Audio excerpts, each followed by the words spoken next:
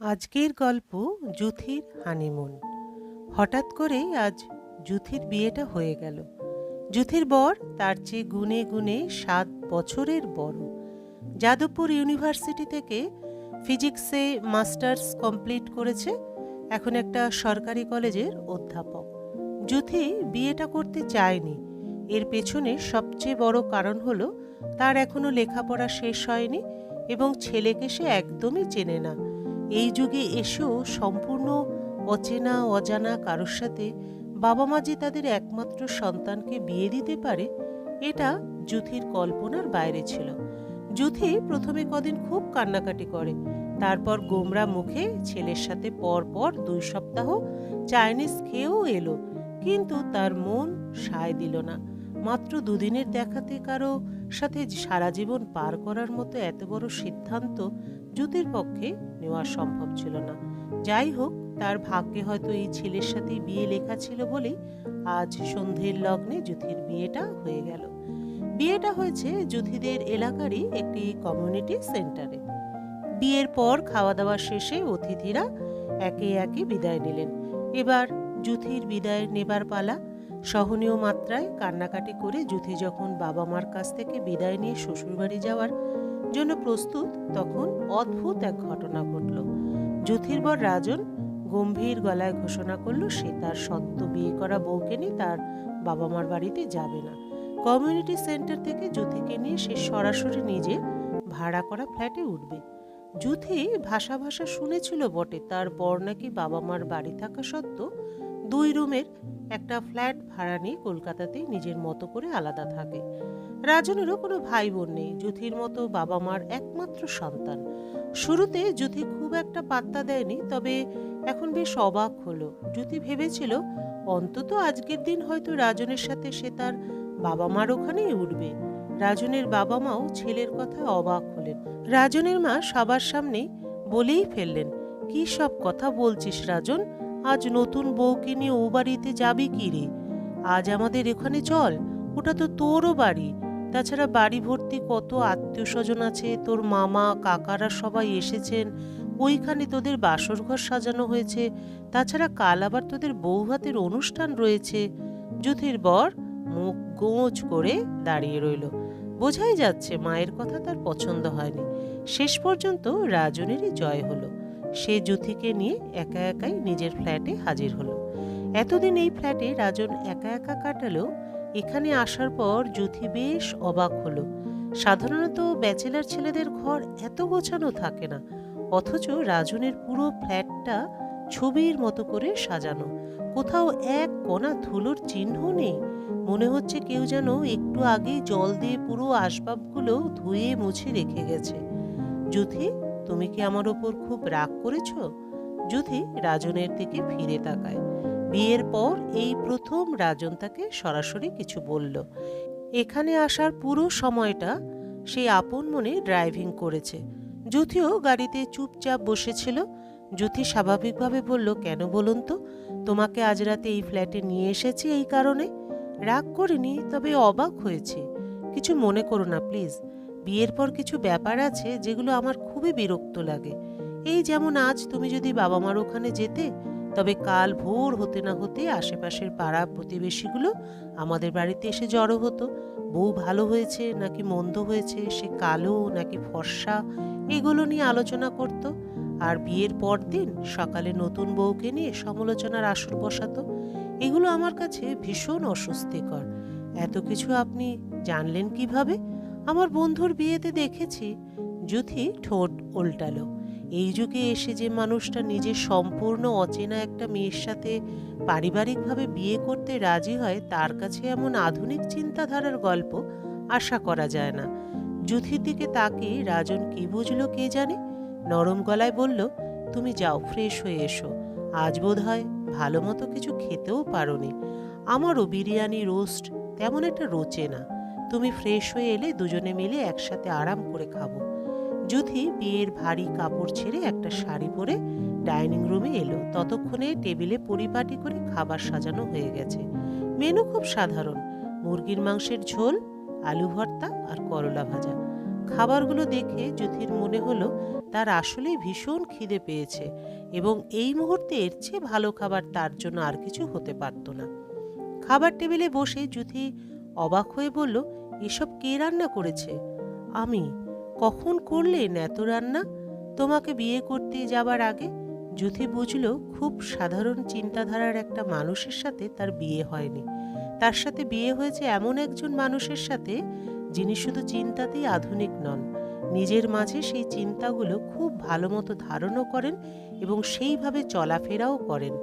রাতটা খুব স্বাভাবিকভাবে কেটে গেল। জ্যোতিকে নিজের বেডরুম ছেড়ে দিয়ে গেস্ট রুমে ঘুমোতে যাওয়ার আগে রাজন নরম গলায় বলল, তুমি নিশ্চিন্তে ঘুমোও, তোমাকে আমি বিরক্ত করব না। তোমার যেদিন মনে হবে আমার কাছাকাছি আসা যায়, আমার সাথে এক বিছানা শেয়ার করা যায়, সেদিন আমাকে নিঃসংকোচে জানাবে, কেমন? এরপর ঝড়ের বেগে বেশ কটা দিন কেটে গেল। জ্যোতি কদিনে বুঝল অন্তত রাতের সময়টুকু রাজন নিজের মতো করে সময় কাটানোর ব্যাপারে অবসেসড। কটা দিন বৌভাতের অনুষ্ঠান, আত্মীয় স্বজনের বাড়িতে এখানে ওখানে ঘোরাঘুরি, নিমন্ত্রণ, এসব মিলিয়ে দিনগুলো ঝড়ের বেগে কেটে যাচ্ছিল বটে, কিন্তু রাতের সময়টুকু রাজন জ্যোতিকে নিয়ে নিজের ফ্ল্যাটে ফিরত। জ্যোতিরও অবশ্য বিষয়টা খুব ভালো লাগতো। বিয়ের পর অন্য সব মেয়েদের মতো তাকেও নতুন পরিবেশে শ্বশুর শাশুড়ির সাথে মানিয়ে চলতে হচ্ছে বটে, তবে কোথাও যেন রাজন জ্যোতির জন্য একটা খোলা বারান্দা রেখে দিয়েছে, যেখানে সে প্রাণ ভরে শ্বাস নিতে পারে, নিজের মতো করে বাঁচতে পারে। বিয়ের কারণে রাজন 7 দিন ছুটি নিয়েছিল।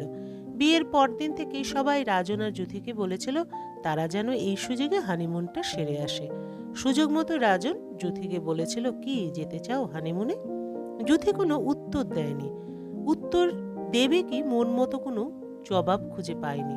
জ্যোতিকে নিশ্চুপ থাকতে দেখে রাজন নিজেই বলেছিল, আমার মনে হয় তুমি আগে আমার সাথে সহজ হও, আমাদের মাঝে ভাব ভালোবাসা না হোক, অন্তত বন্ধুত্বটুকু হোক, তারপর না হয় আমরা হানিমুনে যাব। এরপর হানিমুনের বিষয়টা ওখানেই চাপা পড়ে গিয়েছিল। রাজনের ছুটি শেষ হবার পরের দিন থেকেই দুজনের জীবনে কর্মব্যস্ততা শুরু হলো। অফিসে যাওয়ার আগে রাজন নিজেই ব্রেকফাস্টের আয়োজন করল। জ্যোতি নরম গলায় বলল, একজন মেড রাখলেই তো পারেন। এতদিন রাখিনি কারণ একা ছিলাম, এখন রাখবো। আমি কিন্তু রান্না কিছু পারি না, তোমার কোনো চিন্তা নেই, আমি সব পারি। বারে, আপনি রান্না করবেন আর আমি মেয়ে হয়ে বসে বসে খাবো নাকি? এখানে পুরুষ বা মহিলার কোনো বিষয় নেই জ্যোতি। আমার মনে হয় প্রতিটি কাজই সবার জানা দরকার। ধরো আজ সকালে আমার ভীষণ পরোটা খেতে ইচ্ছা করছে, এখন আমি যদি পরোটা বানাতে না পারি, তাহলে আমার কিন্তু তোমার কিংবা আমার মায়ের নিদেন পক্ষে মেয়েদের ওপর ভরসা করে থাকতে হবে।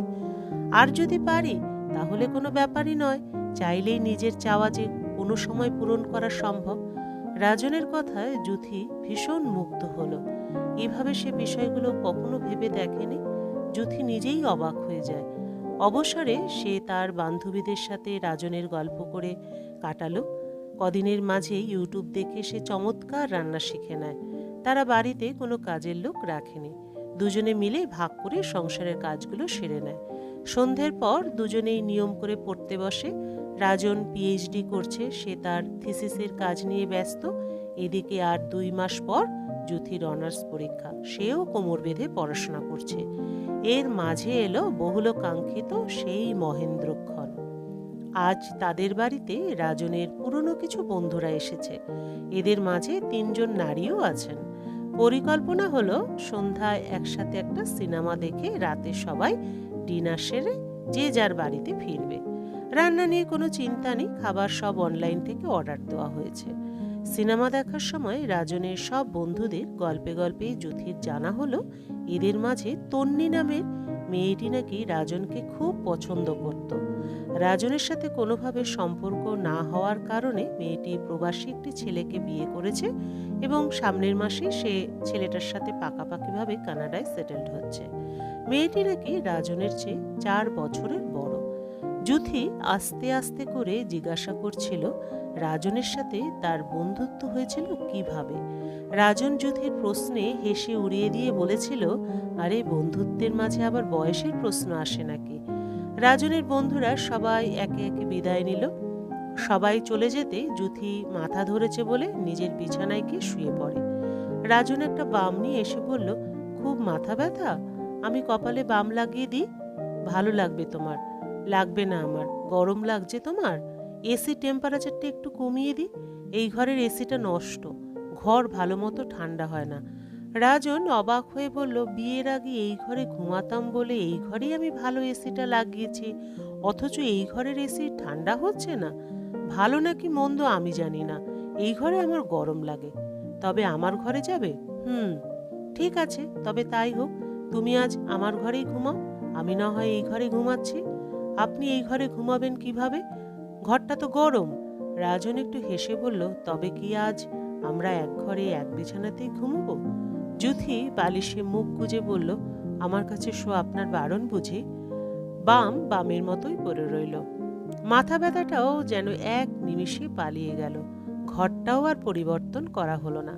শেষে যুথি যখন আদুরে বিড়ালের মতো রাজনের গায়ের সাথে লেপ্টে রইল, তখন রাজন যুথির চুলে হাত বোলাতে বোলাতে বলল, তোমাকে আমার কিছু বলার আছে। কি? আজ আমি ইচ্ছে করেই তন্নিকে নিমন্ত্রণ করেছি।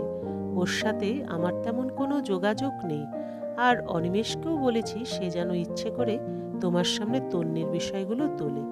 যুথি অবাক হয়ে বলল, কেন? আমার সাথে কেন এমন করলেন আপনি? কারণ আমি আর পারছিলাম না। তোমার কাছ থেকে দূরে দূরে থাকা আমার পক্ষে আর সম্ভব হচ্ছিল না। এদিকে আমি এটাও বুঝেছিলাম যে তুমিও আমাকে সহজে মুখ ফুটে কিছু বলবে না, তাই আমাদের কাছাকাছি আসার জন্য তোমার এই ইমোশনাল ব্রেকডাউনটা ভীষণ দরকার ছিল। যুথি ঠোঁট ফুলিয়ে বলল, আপনি কি খারাপ? তুমি খুশি হওনি বলো? যুথি চোখ বুজে বলল, হয়েছে, খুব খুশি হয়েছে।